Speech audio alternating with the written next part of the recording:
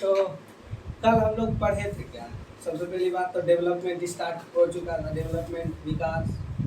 वही कल एक वीडियो भी दिखाए थे कि एक पूछता है कि विकास आया है आपके गांव में, तो डर के आ गए थे, बीमार थे। तो विकास या डेवलपमेंट हम किसी एक मायने में एक चीज से किसी को तौल नहीं सकते। जैसे अब कोई आदमी ज्यादा पैसा कमा रहा है लेकिन क्या कर रहा है, बैंक में जमा कर रहा है और उसका घर खपड़ा का है, तो वो डेवलप हुआ नहीं। कैसे हुआ डेवलप? पैसा का यूज ही नहीं किया वो। अब जो आदमी, कोई आदमी 20 ही रुपया कमा रहा है, तो घर में जाओ तो देखो उसके घर में एसी लगा हुआ है, मार एकदम एगो नौकर है, आ रहा है, शाही एकदम महल के जैसा बना है। तो एक तरह से विकास हम कह सकते हैं कि वो भी कर रहा है। तो ऐसा कोई जरूरी नहीं है कि कोई कंट्री का अगर पर कैपिटा इनकम ज्यादा हो तो वो कंट्री डेवलप्ड है, या कोई कंट्री, कोई स्टेट का पर कैपिटा इनकम जो एवरेज तुम्हारा उसका वो था, इनकम था, कैसे? तो total income by total population.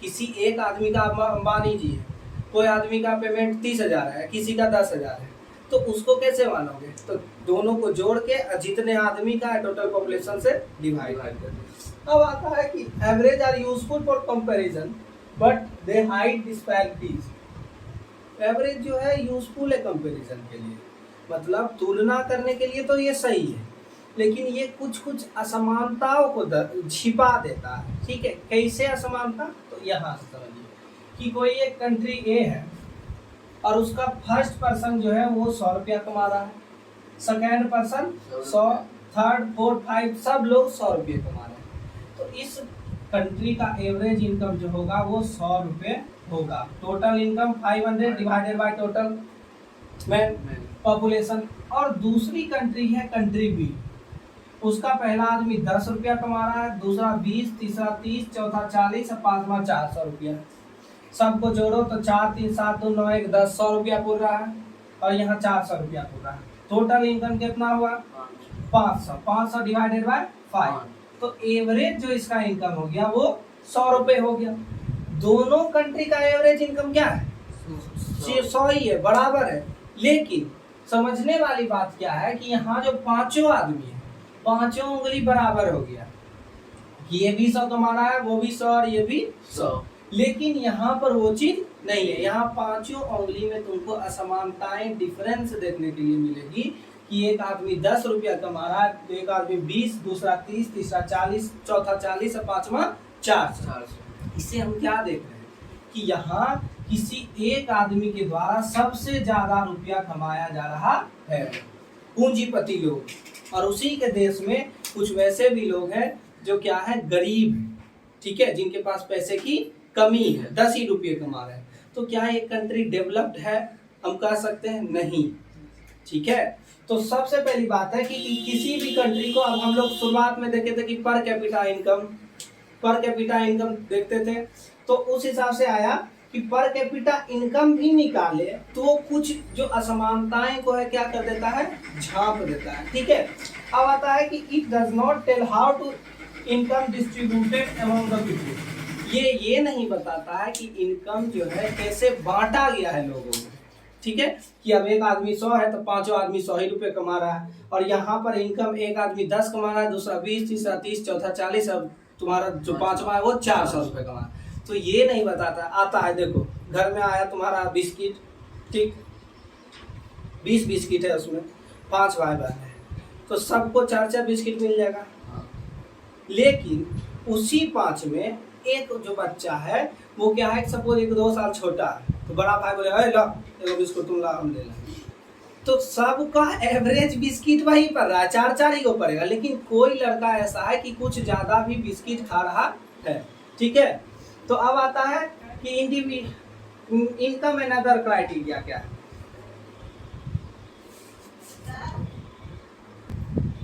तो इनकम एंड अदर क्राइटेरिया हम शुरुआत में पढ़े थे कि कोई डेवलप है, कितना पैसा कमा रहा है वो देखेंगे तब हमको पता चलेगा। हम बोले थे कि कोई आदमी अगर 30,000 रुपया कमा रहा है, कोई कहीं जॉब ले रहा है, तो ये भी देखता है कि वहाँ हमारा माहौल किस तरह का बन रहा है। हमारे बच्चे को पढ़ने के लिए अंग्रेजी में बोलने वाले शिक्षक मिल रहे हैं नहीं, कि अरे मारेंगे अरे, तो वैसा शिक्षक मिलेगा तो कोई जाएगा वहाँ पर पढ़ने के लिए, बाहर भेज देगा अपना बच्चा को।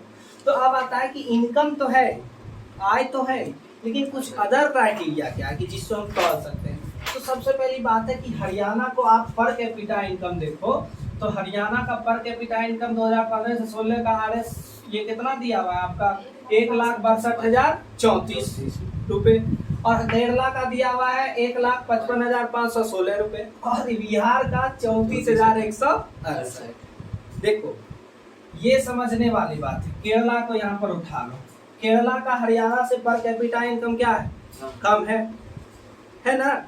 अब देखिए, अब आता है दूसरा जो हम क्या बताए क्राइटेरिया बताए ना, तो इन्फेंट मोर्टेलिटी रेट, शिशु मृत्यु दर, कि पर 1000 बच्चे में सालाना आपका कितने बच्चे की मृत्यु हो जा रही है, ठीक है।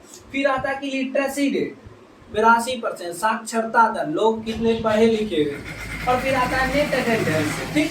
तो अब आता है कि हरियाणा का तो हम यहाँ देखते हैं कि पर कैपिटा इनकम केरला से क्या है, ज्यादा है, लेकिन यहाँ पर देख रहे हैं कि केरला का शिशु मृत्यु दर हरियाणा के मुताबिक क्या है, कम है।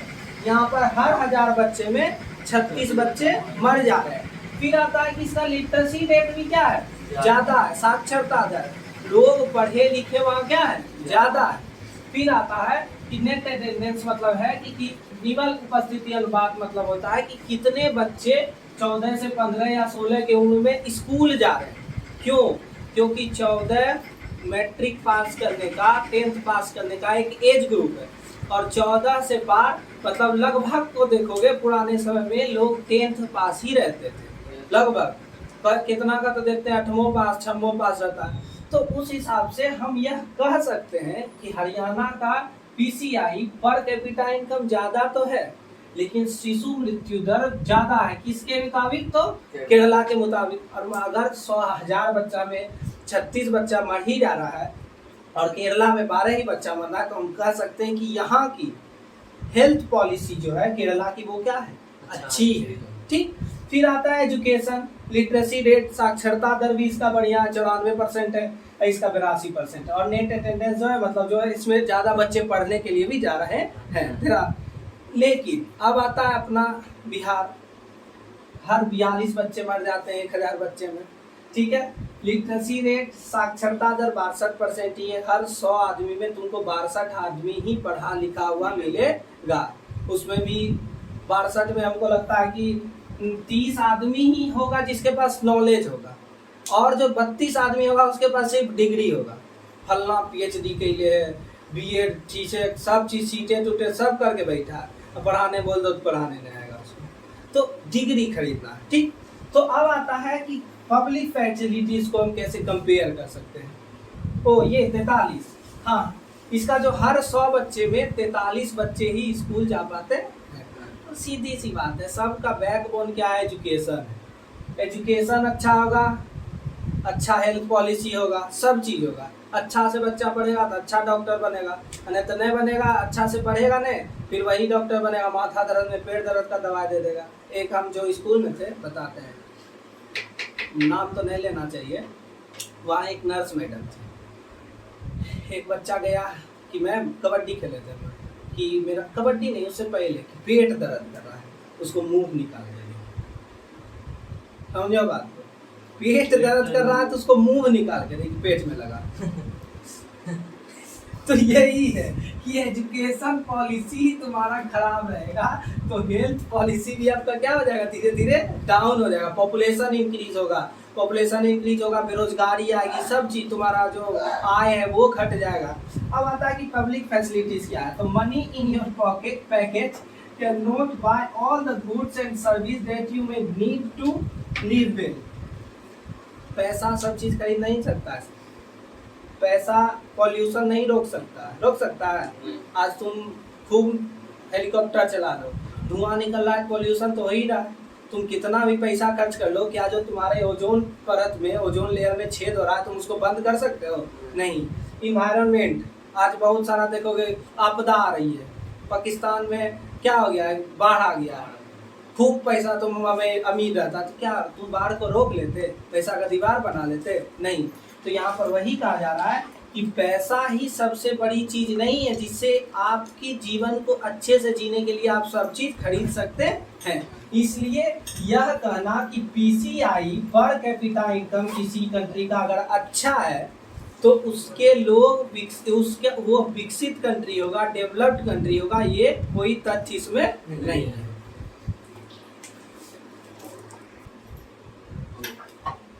देखिए, तो पिछले में हम पढ़े कि हम लोग पब्लिक फैसिलिटीज को क्यों लेते हैं किसी भी देश को डेवलप या अंडर डेवलप कंट्री को मापने के लिए, कंपेयर करने के लिए, ठीक है।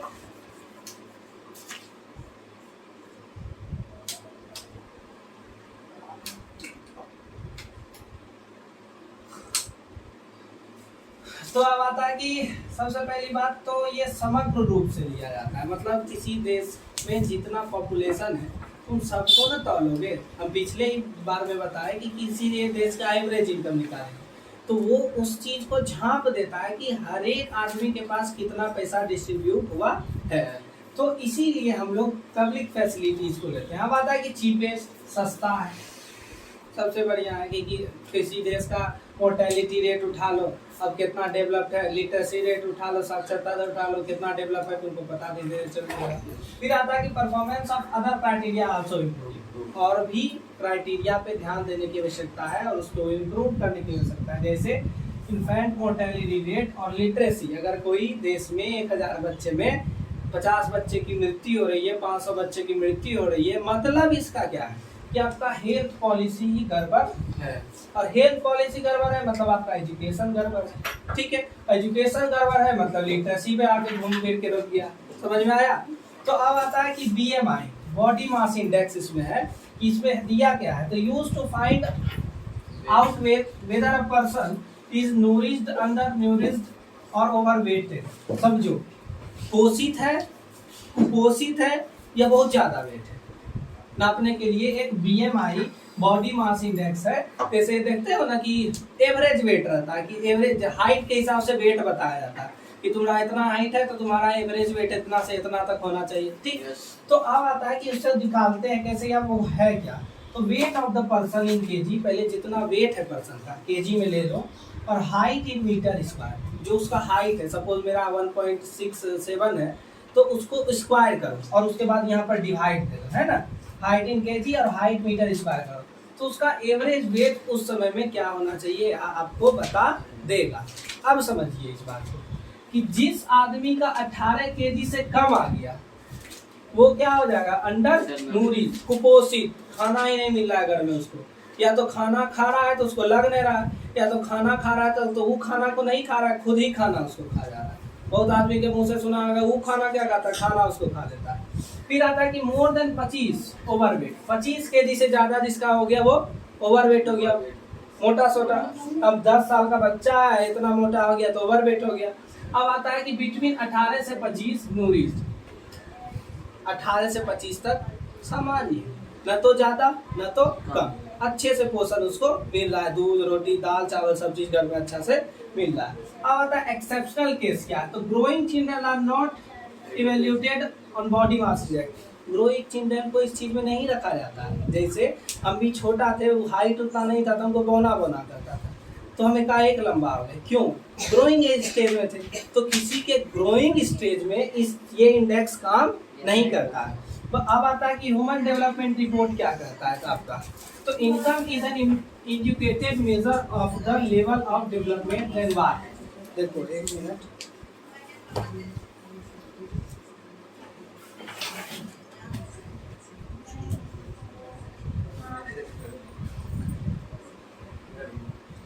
इसका मतलब है अपर्याप्त, मतलब ह्यूमन डेवलपमेंट रिपोर्ट जो आपका यूएनडीपी के द्वारा, यूनाइटेड नेशन डेवलपमेंट प्रोग्राम के द्वारा पब्लिश किया जाता है, वह कहता है कि इनकम जो है वह अपर्याप्त है किसी भी कंट्री को डेवलप्ड बताने के लिए या अंडर डेवलप्ड बताने के लिए। तो लेता है क्या क्या चीज के, तो हेल्थ जो हम पहले ही बता दिए, education and standard of living, कैसे लोग रह रहे हैं, अभी भी जाओगे बहुत जगह अफ्रीका में तो लोग जनजातीय तरीके से रहते हैं, हम खपड़ा का घर है वहाँ, फल्ला है चिल्ला है, तो उतना ज़्यादा डेवलप्ड कंट्री नहीं है। अब आता है कि यार सम ऑफ द इम्पोर्टेंट फैक्टर, ये जो है कुछ महत्वपूर्ण फैक्टर है आपका। फिर आता है कि UNDP, United Nation Development Programme, इसका हिंदी होता है संयुक्त राष्ट्र विकास कार्यक्रम, ठीक है, संयुक्त यूनाइटेड राष्ट्र विकास कार्यक्रम। अब आता है कि this report compare countries based on education level, ये किसी भी देश को कंपेयर करता है। सबसे पहला चीज हम पहले भी बता रहे हैं कि एजुकेशन जो है वो क्या है, बैकबोन है किसी भी चीज का। एजुकेशन ठीक रहा तो तुम्हारा बहुत चीज ठीक हो जाएगा धीरे धीरे, ठीक है। तो एजुकेशन लेवल सबसे पहले लिया जाता है, ठीक, वहाँ साक्षरता दर कैसी है, कैसे लोग पढ़ रहे हैं, कितने लोग पढ़ने के लिए जा रहे हैं, या कितने लोग पढ़ रहे हैं तो किस तरीके से पढ़ाया जा रहा है। फिर आता है कि हेल्थ स्टेटस, तुम्हारा जो स्वास्थ्य है वो, और फिर पर कैपिटा इनकम, मतलब कितना उसका इनकम है, total income by total population of country. अब बचा हुआ हम लोग सस्टेनेबल डेवलपमेंट, ये आपका एक टॉपिक बचा हुआ है, वो हम लोग कल करेंगे।